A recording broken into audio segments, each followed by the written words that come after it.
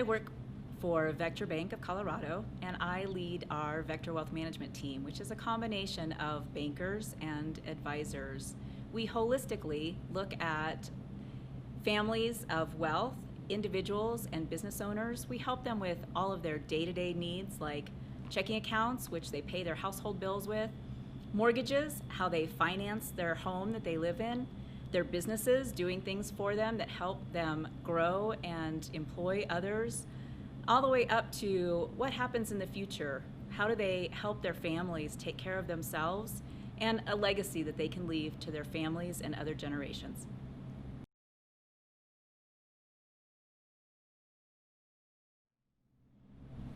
I've been in banking and finance for roughly 30 years. And the start that I got in my career was sort of falling into an accounting position with a company when I was just coming out of high school and going into college. It was a great way for me to start to learn, but also told me some of the different skills that I would need going forward in my career. So things that I think for my current position in banking and in finance that helped me would be accounting, economics. I did some classes in leadership development, also psychology and sociology, understanding how people think and how they work, as well as why we live the way we live and how we live, are really important aspects of banking. Not always traditional. People always think you have to focus on finance, but there's many aspects to our careers and how we help people. So I recommend a broad spectrum of learning. Also, team sports. Team sports really prepares you for the teamwork that you have to do in helping clients and working in the business world.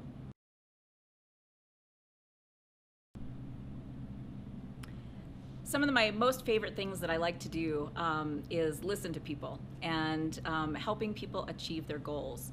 And I think part of that is both employees that I work with as well as clients. Clients have goals, employees have goals, so the fun part for me is talking to people, learning about them, learning about what interests them, and how do they fulfill their goals and what they think they would like to accomplish currently and for their future.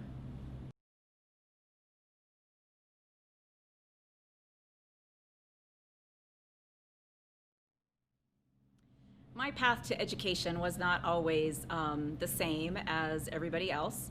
Part of what I did, learning and working on the job, all was combined together. So when I first started working in the business world, I was going to school at the same time. So picking a college for me came down to convenience. It had to be somewhere near where I was doing also my full-time work, as well as hours in which I could go to school and work, and something that I felt was affordable and that I could financially cover.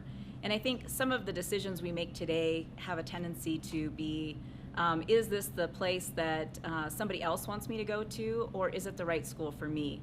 And I think picking the right school for you based on what parameters you want to set forth for yourself. What are your goals? Do you want to go out of state, in state? Do you need to work while you're going to school? Those are all important factors for you.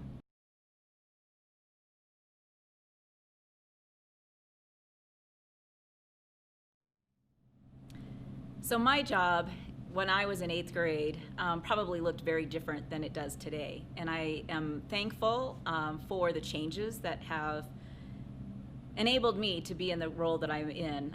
My suspicion, or what I know about my position when I was in 8th grade, is it would have looked very different from how I am able to do my job today. I also know it was probably done by someone that looks very different from me. In all honesty, it was probably a male. My role was not open to women until recently. So for that, I am very grateful that the changes that we've had in our society and in our business world, and also tells me how much things change and how quickly they change. So always being prepared for what could be out there and thinking ahead for a different job than may exist today.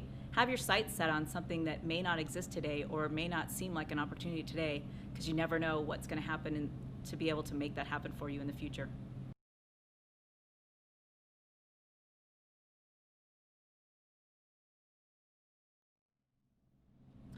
The future for banking, I think, is going to look very different than what we can imagine today. Technology is advancing so quickly. some of the things also pre-COVID that we didn't think were possible are amazingly possible today.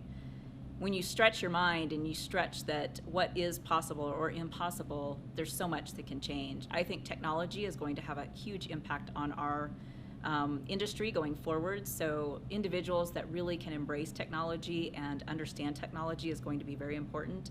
But I also want to emphasize, I see a lot of people moving towards technology as a crutch. Texting, email, the face-to-face and the conversations are still going to be extremely important. And in the work that I do, working with individuals, how do they finance big things in their life? How do they leave a legacy? How do they take care of their loved ones if they're not here anymore? Much of that needs to be face-to-face conversation, or at least voice-to-voice conversation. So I would really emphasize that, yes, embrace technology, but also really work on interpersonal skills and how you communicate and connect with others.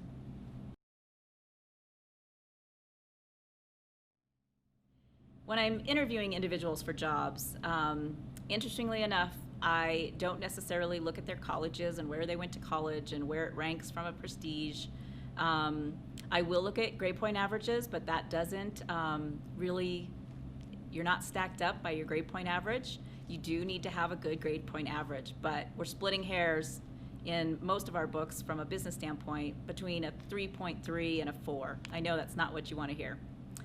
However, things that that I look for in an interview are going to be individuals with proactive skills. They demonstrate to me that they can think, that they learn on the job, that they're able to learn on the job.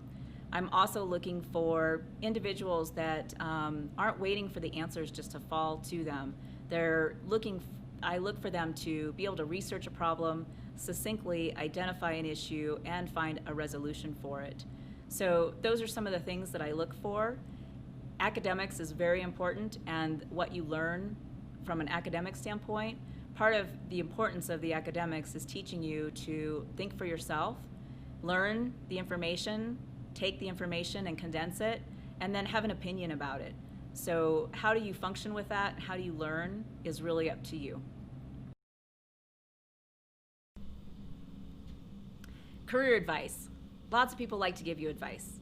Something that has stuck with me throughout my career is when I was thinking about, you take a lot of tests that evaluate your skills, your personality, and I'd done one of those and found a lot of things that were my natural gifts.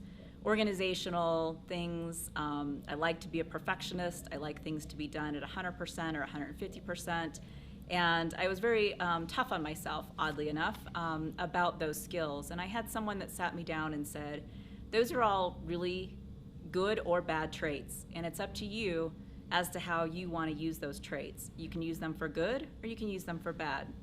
So I've always tried to incorporate those skills into positive pieces in what I do from work. The other thing that I think I've taken away from others is being able to take risks, putting yourself out there. Put your hand up to take over a project or to do something new. It's a great opportunity to learn and a good opportunity to show what you can do that stretches you beyond your normal day-to-day job.